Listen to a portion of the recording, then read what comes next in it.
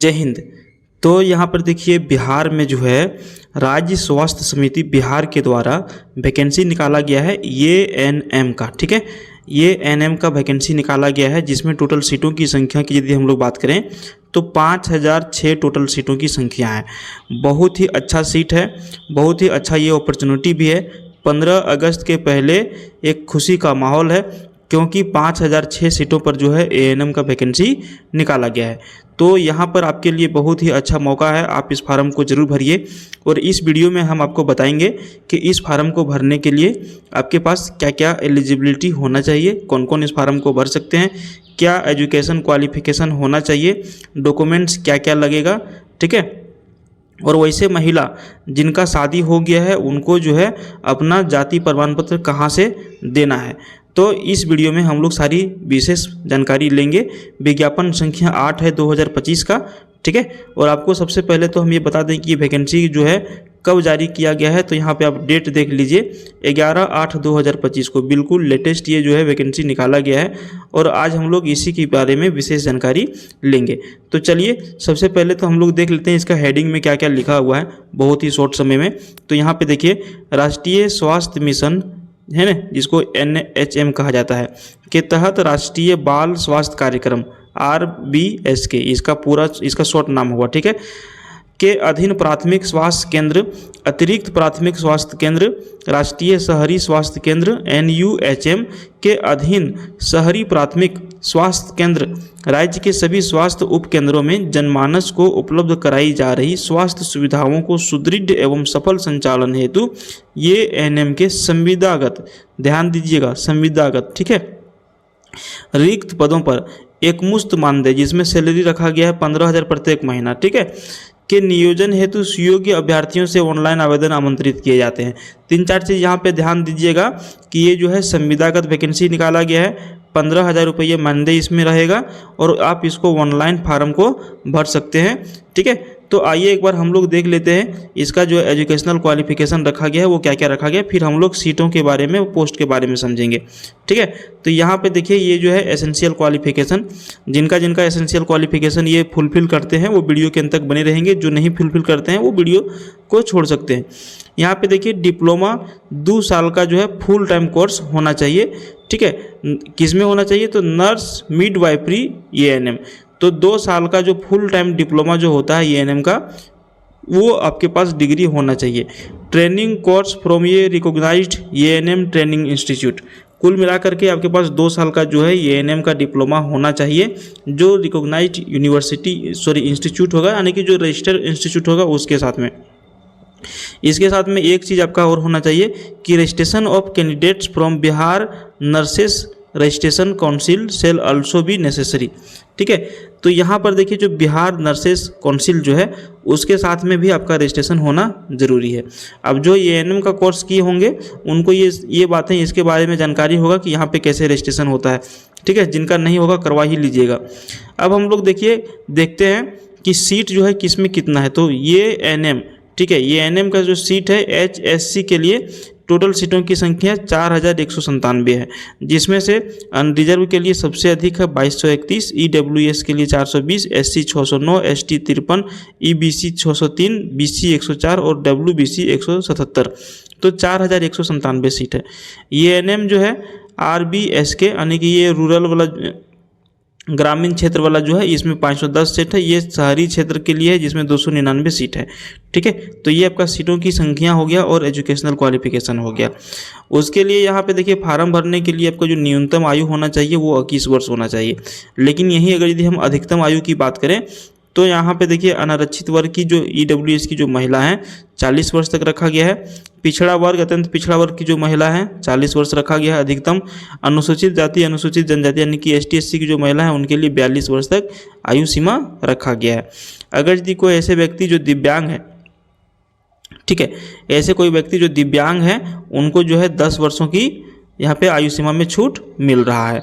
और आपका जो डेट ऑफ बर्थ वगैरह का जो कट ऑफ डेट रहेगा वो रहेगा कट ऑफ डेट 1/8/2025 के अनुसार, यानी कि 1/8/2025 के अनुसार मिनिमम आपका 21 वर्ष हो जाना है और मैक्सिमम ये जो अभी हमने आपको बताया 40-42 वर्ष इसके अंदर होना चाहिए। ठीक है, तो आपका ये हो गया कि एज हो गया। उसके बाद एजुकेशनल क्वालिफिकेशन हो गया, उसके बाद आपका जो है सैलरी कितना मिलेगा वो हो गया। अब आपको हम बता देते हैं कि इसको भरने के लिए जो है आपके पास डेट कब से कब तक का रखा गया है। तो डेट आपके पास रखा गया है 14/8/2025 से लेकर के 28/8/2025 के शाम के 6 बजे तक। 14/8/25 से 10 बजे से ये जो फार्म है आपका ऑनलाइन भराना चालू हो जाएगा। आप जो है अपना लैपटॉप, कंप्यूटर, मोबाइल से या फिर साइबर कैफ़े में जा कर के कहीं से भी आप इस फार्म को भर सकते हैं। जो आपके नज़दीकी में ऑनलाइन सेंटर्स होंगे वहाँ पर भी जा कर के आप इस फार्म को भर सकते हैं। उसके बाद यहाँ पे इसके बारे में थोड़ा सा शर्त में लिखा गया है, 7 नंबर में क्या लिखा गया है कि ये जो संविदा के आधार पर आपका वैकेंसी होगा, ठीक है, जिसमें सबसे पहले आपका 11 महीना के लिए आपको नौकरी पर रखा जाएगा। आपका काम वगैरह सब कुछ बढ़िया रहेगा, जो काम करने के लायक रहेंगे उनका कार्य विस्तार किया जाएगा और 60 वर्ष तक के लिए जो है इनका नौकरी जो है तय हो जाएगा। लेकिन जिनका कार्य बढ़िया नहीं रहेगा उनको हटाया भी जा सकता है, समझे। अब देखिए कुछ 1-2 डॉक्यूमेंट्स के बारे में बात कर लेते हैं कि कोई अगर यदि वैसे व्यक्ति जो आरक्षण का लाभ लेना चाहते हैं, जैसे में एसटी और एससी के लिए जो कैंडिडेट रहेंगे उनको जो है अपना अस्थाई प्रमाण पत्र तो देना अनिवार्य ही है और जाति प्रमाण पत्र भी उनको देना अनिवार्य है, ठीक है। उसके बाद देखिए जो बीसी यानी कि जो ओबीसी वाले लोग जो हैं अस्थाई निवासी प्रमाण पत्र तो देना ही है, लेकिन उसके साथ साथ में ओबीसी जो बनता है जिसको क्रीमी लेयर रहित प्रमाण पत्र जो होता है बिहार सरकार के तरफ से जो बनता है वो आपको देना जरूरी है ओबीसी वालों के लिए, ठीक है। उसके बाद देखिए जो ईडब्ल्यूएस वाले जो लोग हैं इनके लिए भी अस्थाई निवासी प्रमाण पत्र बहुत ज़्यादा जरूरी है और उसके बाद जो है आय प्रमाण पत्र का होना बहुत ज़्यादा जरूरी है, तो ही आपको जो है आरक्षण का लाभ इसमें मिलेगा, नहीं तो आपको दिक्कत होगा, ठीक है। देखिए इतना आप समझ गए।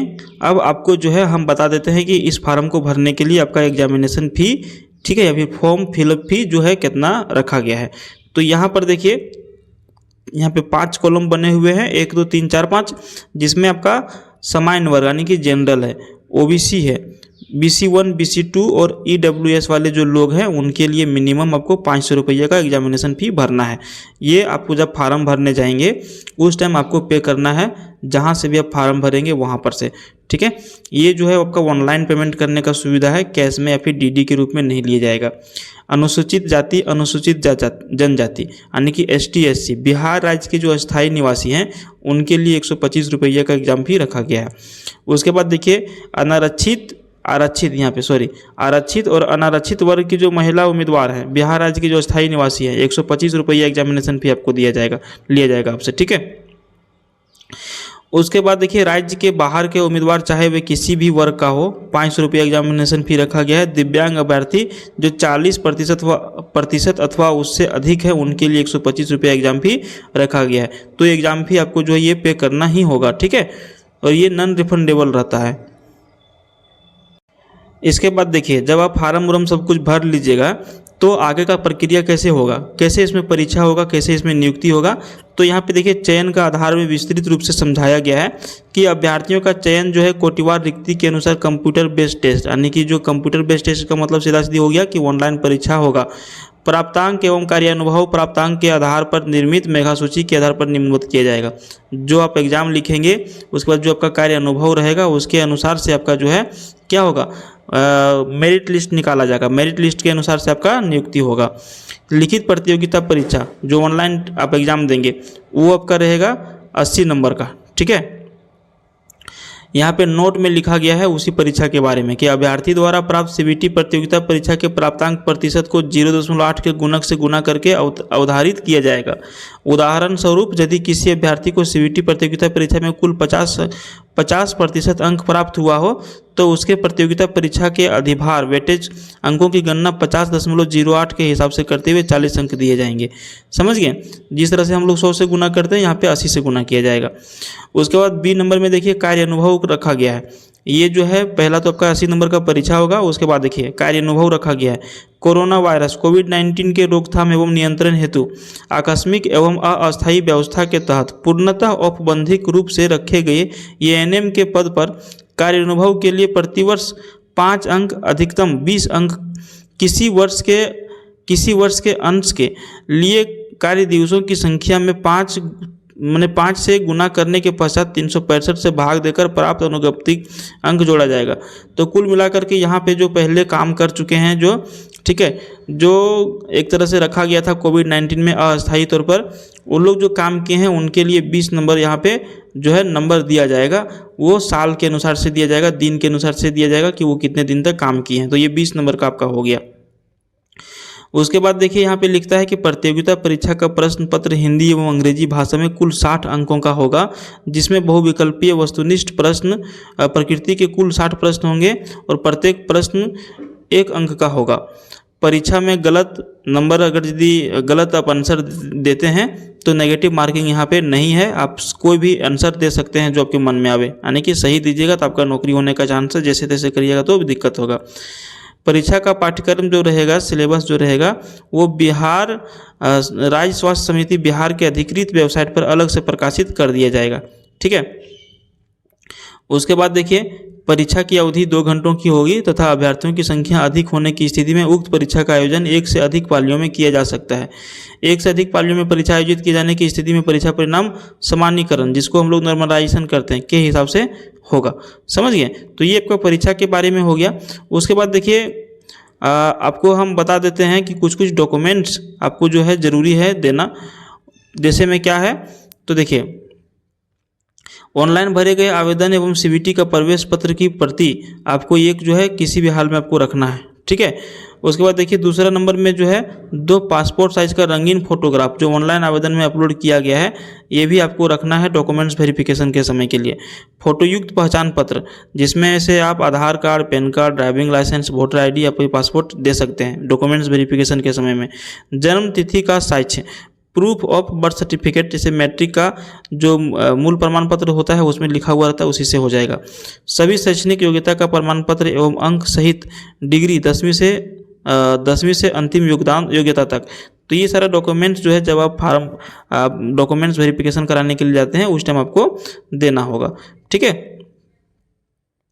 उसके बाद यहाँ पे देखिए बड़ा बड़ा अक्षर में लिखा है कि कोई भी ऐसे व्यक्ति जो फर्जी जाली प्रमाण पत्र के आधार पर आवेदन ना करें, अन्यथा किसी भी स्तर पर प्रमाण पत्र फर्जी जाली पाए जाने की स्थिति में उनकी कैंडिडेटर जो है वो रद्द करते हुए उनको विरुद्ध विधि सम्मत कार्रवाई भी की जाएगी। तो फालतू के जो होते हैं उसमें लफड़े, उसमें आपको नहीं फंसना है। ठीक है। और जो है आपका रुकिए, जब आप इस फार्म को भरेंगे ना तो उस टाइम आपको मोबाइल नंबर और ईमेल आईडी मांगा जाएगा। जो ईमेल आईडी और मोबाइल नंबर आपके पास बढ़िया से रहे, लंबे समय तक रहे, वही दीजिएगा, क्योंकि इसमें कुछ भी अगर नोटिफिकेशन आता है तो आपके ईमेल आईडी और मोबाइल नंबर के माध्यम से आपके तक पहुंचाया जाएगा। ठीक है। तो ये आप ध्यान में रखेंगे। तो चलिए आप भी जो है ये सारा जो नोटिफिकेशन है आप इसका ऑफिशियल वेबसाइट पर जा कर के डाउनलोड कर सकते हैं। डाउनलोड करने के बाद एक बार अच्छी तरह से आप पढ़ लीजिए। पढ़ने के बाद ही आप इस फार्म को भरिएगा। ठीक है। तो लगभग ज़रूरी चीज़ें जो है हम आपको बता दिए हैं। इसके बाद भी यदि कुछ और जानकारी चाहिए तो आप हमें कमेंट कर सकते हैं। ठीक है। मैं उसको सॉल्व करने का प्रयास करूँगा। ठीक है। तो चलिए इस वीडियो में इतना ही, फिर मिलते हैं किसी दूसरे वीडियो में नई वैकेंसी के साथ। तब तक के लिए बाय। जय हिंद, जय भारत, धन्यवाद।